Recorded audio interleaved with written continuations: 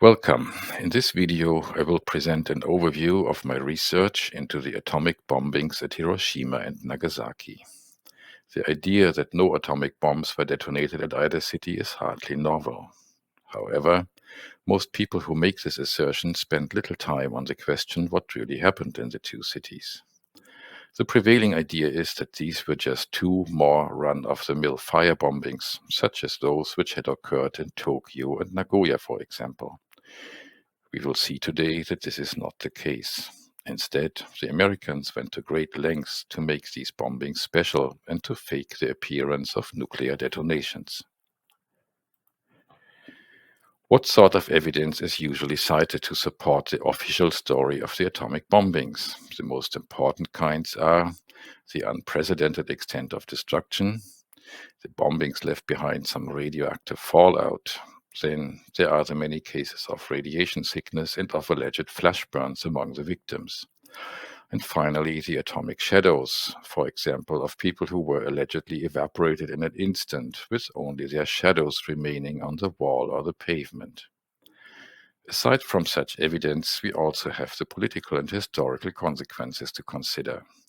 We will look at each of these questions briefly today, and I may cover them separately and in more detail in future videos. I have written a book on this topic which contains all the literature references for this talk. Therefore, in this video, I will not give the references for the evidence I show. You can look them up in the book.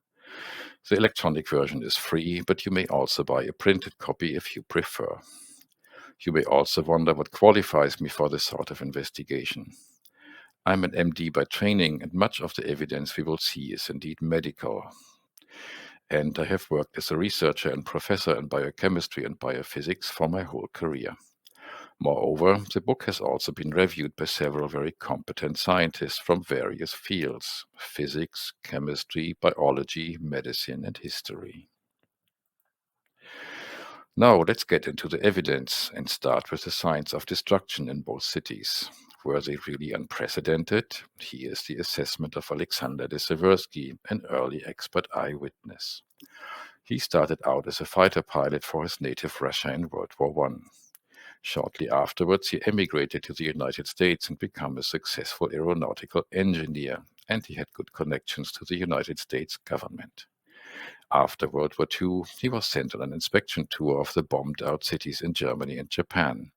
He had seen many such cities before visiting Hiroshima and Nagasaki.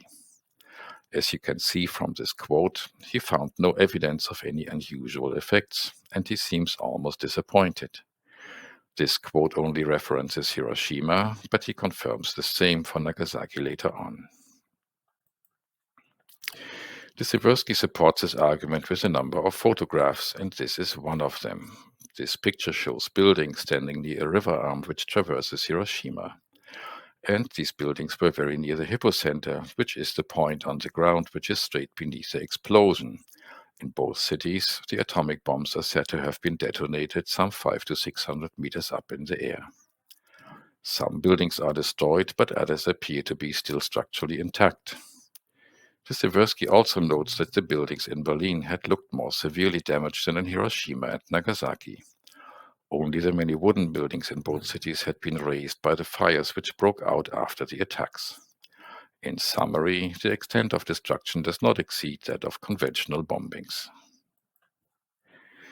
Let us turn to the next piece of evidence, the radioactive fallout.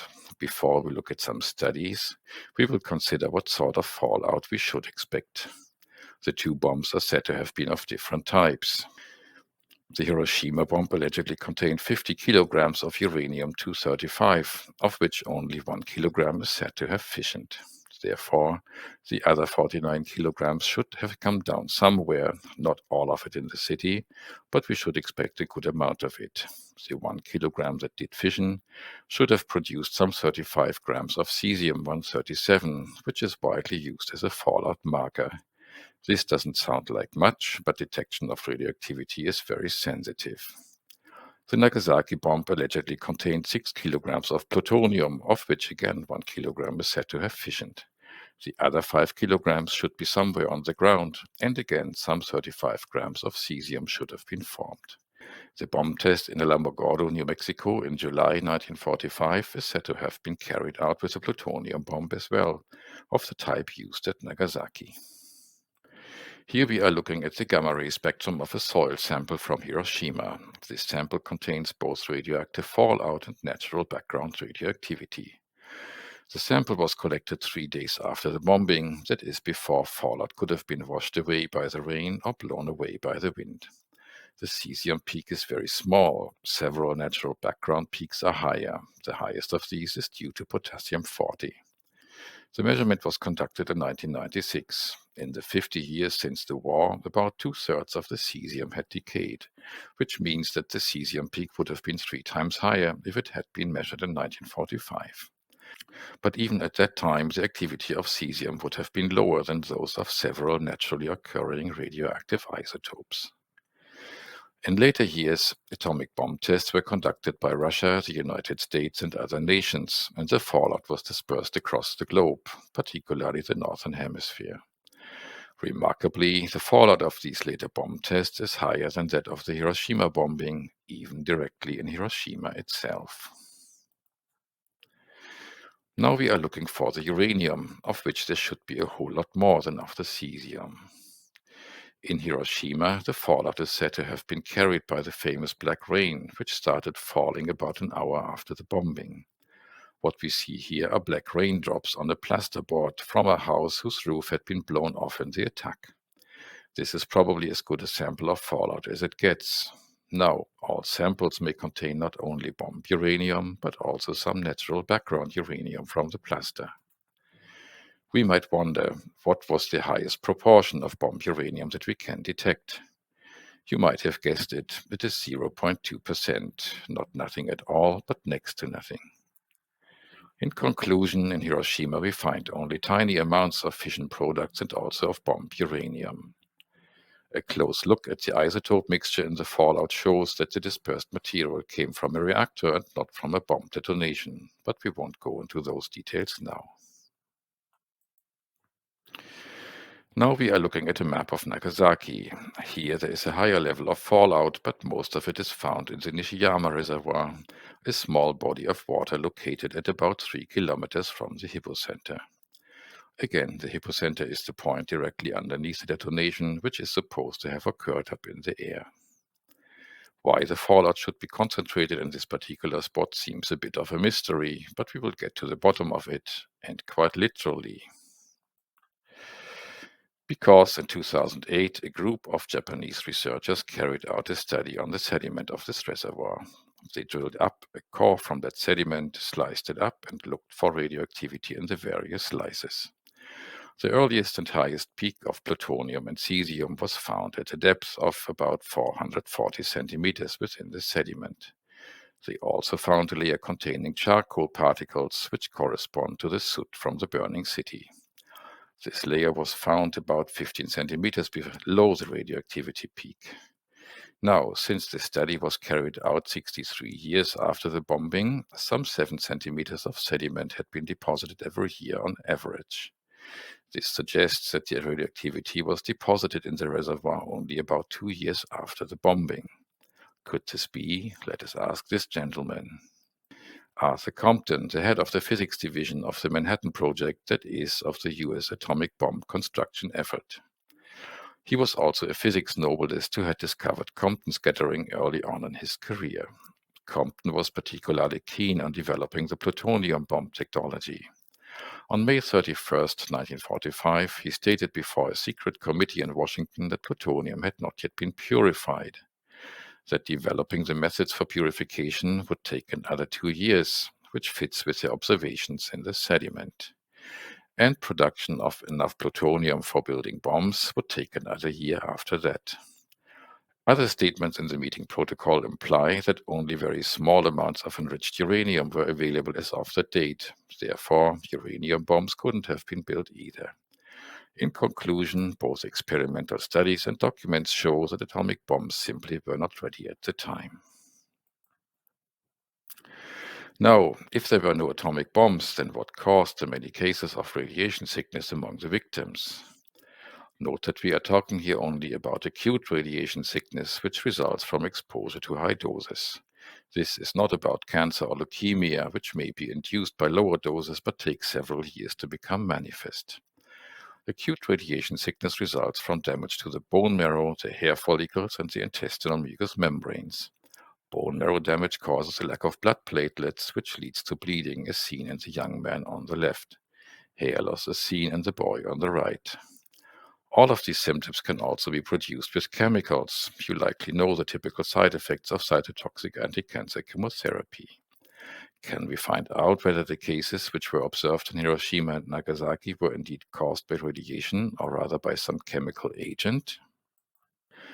The first question we can ask is this: does the observed distribution of radiation sickness correspond to that of bomb radiation? The radiation released in the detonation should have been deadly to everyone who was exposed to it within 1 kilometer of the hypocenter, out in the open, without any shielding from buildings. On the other hand, since radiation doses drop rapidly with distance, acute radiation sickness should not have occurred in anyone beyond 2 kilometers. We note again that this does not mean cancer and leukemia. Those may be caused in some people later on, also by smaller doses and accordingly at larger distances. Now, are these predictions true? No, they are not. Here we see a statistic on people who had been out in the open during the Hiroshima bombing and who were still alive 20 days later. There were 105 such persons who were exposed within 1 kilometer. Most of them developed acute radiation sickness, but on the other hand, most of these recovered. Only about 1/5 is known to have died in the following months. On the other hand, there were some cases of acute radiation sickness beyond 2 kilometers and even 3 and 4 kilometers from the hypocenter. This distribution contradicts radiation as the cause of the disease. These numbers are from Hiroshima only, but those from Nagasaki are similar. Another observation that disagrees with the atomic bomb story is the occurrence of acute radiation sickness in people who were outside Hiroshima during the bombing, but who entered the city shortly afterwards.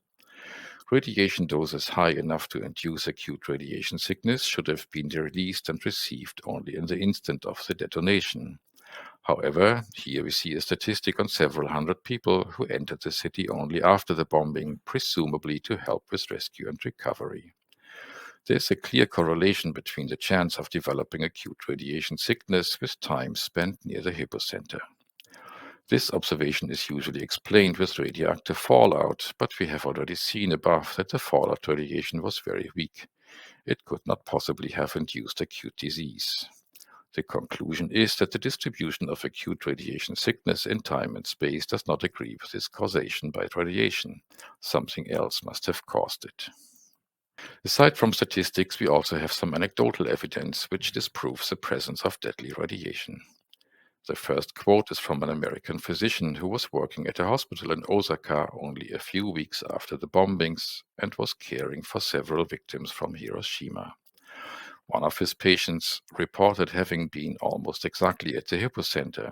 This patient should have died almost immediately. The report doesn't say if he survived long term, but he never even should have made it to Osaka. Some miracle survivors were still encountered in the 1960s when they were interviewed in order to determine the individual radiation doses. When they reported having been very near the hypocenter during the bombing, they were brushed off and the testimony was simply discarded as a fantasy. The difficulties with the evidence were not lost on this gentleman, Ashley Orteson. He was a surgeon from Yale University who was then serving in the US military. He had organized a binational joint commission of physicians and scientists. This commission collected and analyzed the medical data on survivors who had been alive 20 days after the bombings, some of which I showed on a previous slide. He wrote in his report that he could not understand the absence of radiation symptoms in lethally irradiated people. The report was published in 1956. That same year, Orteson died in a plane crash in Colombia. 3 of his 6 American colleagues on the commission reportedly also died while still young, but I have been unable to ascertain the times and circumstances of their deaths. If radiation sickness was not caused by bomb radiation, then what else could have caused it? It turns out that we don't have to look very far. There is plenty of eyewitness testimony that points us in the right direction. Many eyewitnesses noticed poisonous gas. It caused pain and respiratory distress when inhaled. Also, hair loss is noted by the boy. It was released early on, and the bombing is noted by Suzuki, but it also lingered as noted by Burchett. Burchett was an Australian journalist who managed to sneak into Hiroshima in early September when the city was out of bounds for civilians. The Japanese witnesses he spoke to mixed up the poison gas with radioactivity. It seems they were told a bullshit story about the atomic bombs having somehow released poison gas. What might this poison gas have been? The most likely candidate is mustard gas, also called sulfur mustard. This is its chemical formula. It contains a sulfur atom right in the middle. It was used in World War I in Europe and also by the Japanese in World War II in China. The United States had stockpiled it during World War II and filled it into aerial bombs. It would have been available and ready. Mustard gas stinks, as noted by Burchett. It is not actually a gas but an oily fluid with a high boiling point, which means that it evaporates slowly and can persist in the environment for weeks and months. Finally, it is known to cause radiation-like effects. However, it also causes symptoms beyond those which are to be expected with radiation. We can use those additional symptoms to determine whether mustard gas or radiation caused those cases of acute radiation sickness. Here are some observations in early victims which are not explained by radiation but which can be explained by mustard gas. Capillary leak is exactly what the name suggests. The smallest blood vessels become leaky and blood fluid seeps freely into the tissues. The body swells up and the loss of blood volume causes extreme thirst. In keeping with this, many eyewitnesses from Hiroshima and Nagasaki report that people who had gathered around creeks or puddles to drink from them and whose bodies had swelled up so as to be completely disfigured. Capillary leak syndrome has also been reported with mustard gas. Oozing froth is due to lung surfactant. It is normally deep within the lung, but it gets mobilized in lung edema and spills out of the orifices. Toxic lung edema has also been reported in mustard gas victims who had no gas masks, in particular among Iranian soldiers in the war with Iraq in the 1980s. We also see signs of mustard gas poisoning in some of the few pathology reports we have on the victims. This is a section of lung tissue from a boy who died 3 days after the bombing. The white areas are the alveoli, which are the air-filled spaces deepest in the lung where the gas exchange occurs. Normally, they should all be of similar size, but here we see some grossly inflated and others compressed. This is caused by partial or complete obstruction of the smallest bronchi. There were more such cases, and they cannot be accounted for by radiation. On the other hand, the same picture is commonly described in reference works on mustard gas poisoning. Mustard gas is a blistering agent. It causes the skin to peel, and peeling skin is indeed reported in victims from both cities. The first quote here is from a report on another incident from World War II, which occurred in 1943. An American transport ship carrying bombs filled with mustard gas had been attacked by the Luftwaffe in the Italian port city of Bari. Numerous servicemen and civilians were killed by the mustard gas that was released. This also proves the point that the Americans indeed possessed bombs filled with mustard gas. The second quote refers to victims from Hiroshima. The findings described in the two quotes are obviously similar. Descriptions of peeling skin are also found in eyewitness testimony from Hiroshima and Nagasaki. Many victims in both cities suffered skin burns, which were mostly ascribed to the nuclear flash. In this slide, we see the scars of 2 patients burned by napalm and 1 burned by the flash of an atomic bomb. Which one is different? None of them is. They are all the same. All 3 burn victims show hypertrophic scars that have sharp outlines and irregular shapes. But a strong flash of light should affect all exposed skin areas evenly.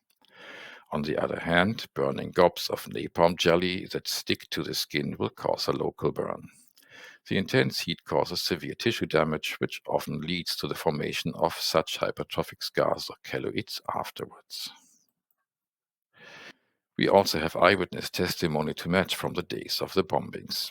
This description by a physician from Hiroshima evokes the famous napalm girl picture, which everyone has seen. The physician also gives a plausible explanation of the scarecrow posture. The burn victims spread their arms in order to avoid rubbing the burned surfaces on their arms against those on the torso. How can we explain the nudity? Most likely, the victims had simply torn off their clothes to get rid of the burning napalm that was sticking to them. Here's another bit of evidence that disproves the story of the nuclear flash. Many eyewitnesses report having looked straight into the flash of the nuclear bomb. We must assume that there was some kind of flash, but was it as strong as it should have been? This picture shows the eye ground of an American soldier who had looked at the flash of a later bomb test. He suffered burns to his retinas. The volcano-like shape near the center is the scar of the burn caused by the retinal image of the flash. Similar lesions were observed in 5 other soldiers at distances of up to 10 miles. How many such cases were there in Hiroshima and Nagasaki? This time it is the big fat zero. By the way, the report on these burnt soldiers also suggests that some sort of nuclear detonations have indeed happened in later years. We now turn to the famous atomic shadows.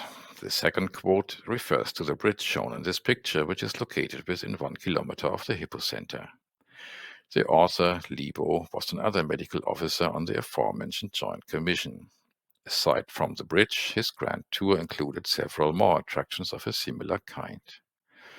We saw earlier that Dziewierski had not found any unusual signs that could prove the effects of atomic bombs. It is unlikely that he would not have been shown any of these atomic shadows if they had already existed at the time of his visit.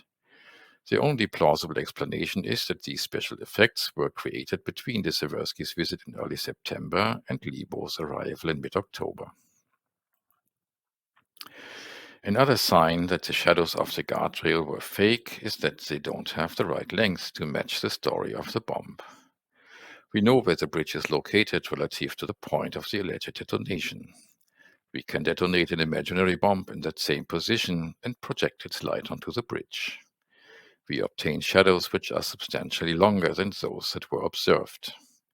This finding confirms that those shadows were not produced by the bomb, but probably just spray painted onto the pavement. Another notable element of atomic tradition are the mushroom clouds. Many people who disbelieve the story of the atomic bombs assume that the mushroom clouds were simply the smoke of the burning cities. However, many eyewitnesses assert that the clouds formed very early on the attack, before large-scale fires had broken out. The description of the clouds as colorful suggests that colored smoke bombs were used in their creation. Indeed, one eyewitness from Hiroshima reports a purple smoke bomb going off in her living room. What we see here is not an image of any atomic bombing, but of a party trick for sale by Amazon. Not quite the same size, but the same idea. Overall, how were the atomic bombings faked? In each case, there was a flash, which many witnesses compared to a photographer's flash, but as we have seen, it was not strong enough to burn the skin or the eyes of the victims. The flash may have been created with photo-flash bombs or perhaps with thermobaric weapons. There also were loud bangs, but many eyewitnesses did not hear a bang at all, and those who did always thought it had been close by. Therefore, these bangs seem to have been local events. Bombs filled with napalm and mustard gas were likely detonated in the air. Burning napalm raining down is suggested by multiple eyewitness accounts. Regarding the mustard gas, again it's called a gas, but it really is a fluid which also would have rained down after being released in the air. In Hiroshima, rainfall was induced possibly with cloud seeding. While it was raining, black rain was sprayed from planes to disperse reactor waste to fake the bomb fallout. Several eyewitnesses described this black rain as oily. The purpose of the watery rain may have been to disguise the oil containing the radioactivity, but that failed, because the oil drops collected soot on the way down through the smoke clouds from the burning city, which made them rather conspicuous. It seems that the Americans did not try the same trick again in Nagasaki. In the aftermath of the bombings, the trickery was continued in order to maintain the deception. Napalm burns were explained as flash burns. The poison gas was simply blamed on the atomic bomb, even though this makes no sense, because radiation does not magically create poisonous gas. Atomic shadows were painted on walls and pavements. Last but not least, heavy censorship was imposed that lasted for years and which was particularly severe with respect to medical research. Now, it was one thing to fool the general population, and it was another to fool the Japanese government, which had the support of scientific and military experts. I believe that the Japanese authorities were not fooled at all, but that they were forced to collude in staging the bombings. There are many lines of evidence that point to this conclusion. A straightforward one is the failure to trigger an air alarm in both cities. In Hiroshima, an air alarm had actually been in effect, but it was lifted minutes before the bombing. Since there was no single nuke, there must have been many planes in the air to deliver the various kinds of ordnance, and the Japanese air defense could not possibly have overlooked these planes. The Japanese military was also very familiar with mustard gas. They had used it themselves in China, and they would have recognized its use in Hiroshima and Nagasaki. Nishina, a famous physicist, must have understood immediately that the evidence of destruction and of fallout did not add up. The final question is, why did the Americans stage these atomic bombings? It was not to win the war. The Japanese had been asking for peace negotiations many months earlier. According to MacArthur, the Americans could have made peace and avoided all the fighting in Iwo Jima, Okinawa, and so on. The faked atomic bombings were not really part of the fighting, but were instead just terror acts intended to instill general fear of an impending nuclear war. The motive behind the scheme is spelled out in this early propaganda booklet written by a number of illustrious scientists, including Einstein and Oppenheimer. The people should be frightened into giving up their national sovereignties and submitting to a brand new and benevolent world government. Why did this effort fail? Ultimately because Stalin wasn't going along. Now, the nuclear scam is not over yet. The Bulletin of Atomic Scientists is determined to keep it going. These so-called scientists have in the meantime adopted several other worthy causes, including COVID and climate change. The solution is always more centralized control and governance by international bodies. They also are the inventors of the famous doomsday clock, which has been stuck at 5 minutes or less before midnight for over 75 years. The 100 seconds to midnight shown here are from yesteryear. Now it's merely 90 seconds. I hope you are duly frightened now. So to wrap up, the alleged atomic bombs were elaborate hoaxes, not mere firebombings. Both physical and medical effects were staged using various tricks. The popular myth that the bombings shortened the war and saved American lives is the exact opposite of the truth. Without them, peace could have been had much earlier.